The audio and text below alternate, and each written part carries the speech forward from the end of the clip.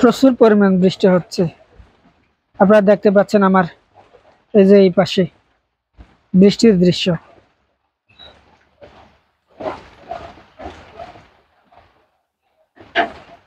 বজ্রপাত, সেই সাথে বৃষ্টি, দমকা হাওয়া হতে পারে। সকাল থেকে প্রচুর পরিমাণ গরম পড়েছে, ব্যবসা গরম বলা যায়। আর এই গরমের মধ্যে আমাদের অস্বস্তির সময় অতিবাহিত করতে হয়েছে। তবে সেই অস্বস্তি থেকে এখন স্বস্তির বৃষ্টি আসতে শুরু করেছে, হচ্ছে আস্তে আস্তে বৃষ্টি। যখন বৃষ্টি বেড়ে যাবে তখন আরো আমাদের স্বস্তির নিঃশ্বাস ফেলতে পারবো। ঈদুল আজহা পরবর্তী সময়গুলোতে একেবারে বৃষ্টি হচ্ছে না। তার আগে কিন্তু প্রচুর পরিমাণ বৃষ্টি হয়েছিল। আল্লাহর রহমত ঈদুল আজহা থেকে বলা যায় ঈদুল আজহার দিন থেকেই বৃষ্টি একেবারে নাই বললে চলে। এর পরবর্তী মাঝে মধ্যে গুটি গুটি বৃষ্টি হলেও এখনো পর্যন্ত যে প্রচুর পরিমাণ বৃষ্টি হওয়ার সেই বৃষ্টির কোনো আমরা দেখা সাড়া শব্দ পাইনি। তবে আজ হয়তো দমকা হাওয়ার মধ্য দিয়ে বা বজ্রপাতের মধ্য দিয়ে আকাশ চমকানোর মধ্য দিয়ে হয়তো বৃষ্টি অনেক বেশি পেতে পারি।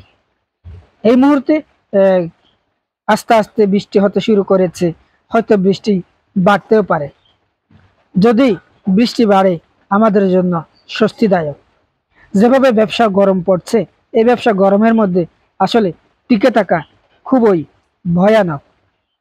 একদিকে বিদ্যুতের বেলকিবাজি, অন্যদিকে ব্যবসা গরম, সব মিলিয়ে মশার অতিক্রম।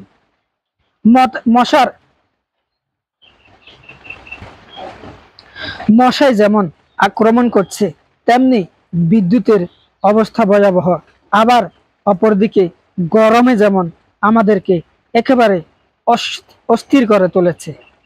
তবে আজ হয়তো এখন থেকেই আমরা হয়তো স্বস্তির নিঃশ্বাস ফেলতে পারবো। তবে মশার আক্রান্ত থেকে আমরা এখনো পর্যন্ত মুক্তি হচ্ছি না। এরই মধ্যে আরো একটি নতুন খবর, করোনা ভাইরাস। করোনা ভাইরাস আমাদের দেশে ছড়িয়ে পড়ছে। আমরা যেন মাস্ক পরি এবং সাবধানে চলাচল করি। চলাফেরা করার সময় মাস্ক অবশ্যই ব্যবহার করব। দিনে হাত হাত হাত মুখ পরিষ্কার করব। আমরা অন্য বিভিন্ন করোনা আক্রান্ত যারা হয়েছে তাদের কাছ থেকে অন্তত 3 ফুট দূরত্ব বজায় রাখবো, তখন আমরা নিরাপদ থাকবো। তবে বিশেষ করে বাহিরে চলাচল করার সময় আমরা যেন সচেতন থাকি। বিশেষ বিশেষ বিশেষ মুহূর্তগুলো স্বাস্থ্য সচেতন থাকা আমাদের জন্য একেবারে কর্তব্য, দায়িত্ব হয়ে দাঁড়িয়েছে। করোনা ভাইরাস গত কয়েক বছর আগে পুরো বিশ্বব্যাপী ছড়িয়ে গিয়েছিল। তারই ধারাবাহিকতায় বাংলাদেশেও কিন্তু অনেক মানুষ মারা গিয়েছে। তবে এবার জানা যাচ্ছে না কি পরিমাণ ভাইরাস আক্রান্ত হতে পারে। ইতিমধ্যে বাংলাদেশে বেশ কয়েকজন মানুষ করোনা আক্রান্ত হয়েছে, মারা গিয়েছে এমন খবরও কিন্তু হয়তো আমরা শুনতে পেয়েছি। তবে আক্রান্ত হচ্ছে প্রতিদিনই।